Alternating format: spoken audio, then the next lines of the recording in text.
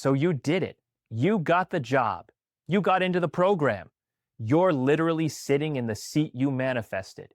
And instead of feeling like that main character moment you imagined, you feel sick. You're just waiting for someone to pull you aside and say, hey, so we looked at your file again. This was a mistake. You need to leave. That gut punch feeling, it has a name, Imposter Syndrome. And I know what you've heard. Just fake it till you make it. Smile, pretend, act like you belong. Yeah, no, that advice is trash. And honestly, it's making everything worse. Here's what we're actually going to do today. By the end of this video, you're walking away with something real.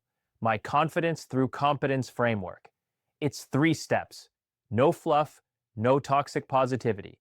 Just a strategy to turn that anxiety spiral into actual usable skill.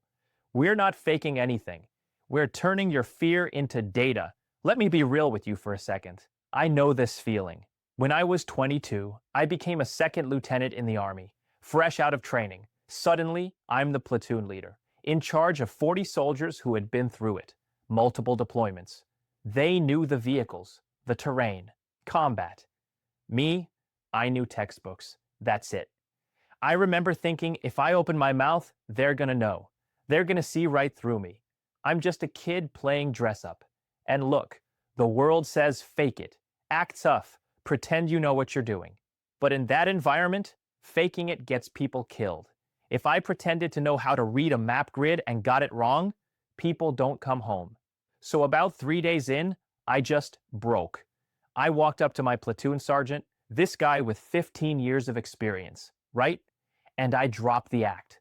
I said, Sergeant, I know where we need to go, but I don't know the safest route to get us there. Show me how you see it. I didn't fake competence. I admitted the gap, and I asked for help. And here's the thing. He didn't lose respect for me.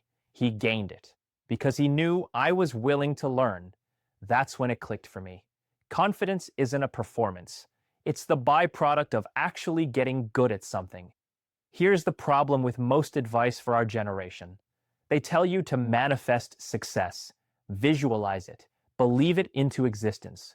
I'm telling you to build it, brick by brick, because when you feel like an imposter, that's not a bug, it's a feature. Your brain's threat detection system is working. It's saying, hey, you're in new territory, pay attention.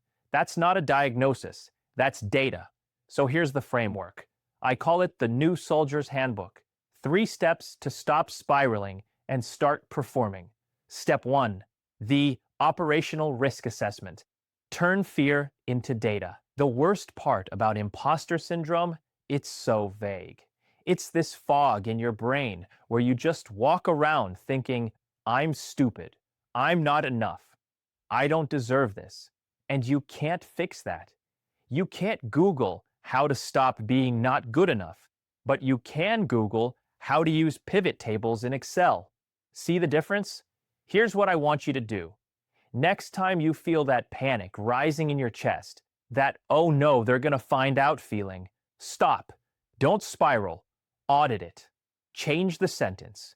Instead of I feel like a fraud, say I feel unprepared because I specifically don't know how to blank.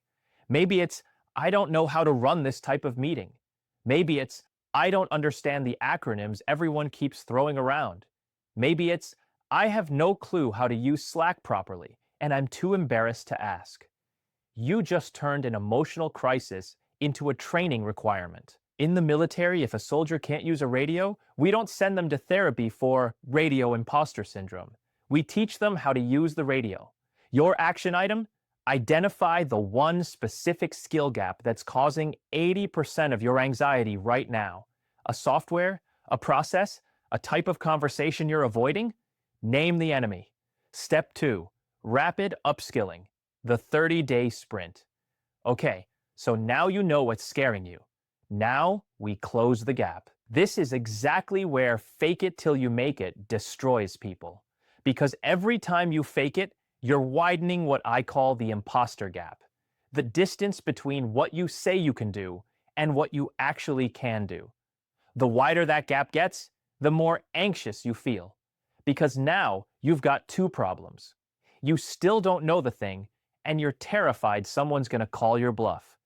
So we're not doing that. We're doing a 30-day rapid upskilling sprint. You don't need to master your entire job in a month. You just need to get good at the one thing that's keeping you up at night. The protocol. 1. Isolate the skill. The gap you named in step 1, that's your target. 2. Immersion. 30 minutes every morning. Before you check emails, before you doom scroll, YouTube tutorials, documentation, asking someone who knows. 3. Application. Find a low-stakes way to actually use it, like this week. Example time. Let's say you just started a marketing job and you're terrified of the analytics dashboard. Everyone's throwing around numbers and you're just nodding while dying inside. Week 1. Watch every tutorial you can find on that dashboard. Week 2. Practice pulling reports on old data, stuff no one's looking at. Week 3. Ask a senior coworker to watch you do it and give you feedback. Yes, it's awkward. Do it anyway. Week 4. Volunteer to present one slide of data in the next meeting. By day 30, you're not faking confidence anymore. You're actually competent. And because you're competent, you're confident. Quick mentor note. It's okay to be a rookie. It's okay to be the new person who doesn't know things yet. People will forgive ignorance. They will not forgive arrogance. If you don't know something, ask. That's the fastest way to level up. Step 3. Build the evidence log. Kill the narrative. All right, real talk about your brain for a second. Your brain is basically a lawyer, and right now it's building a case against you.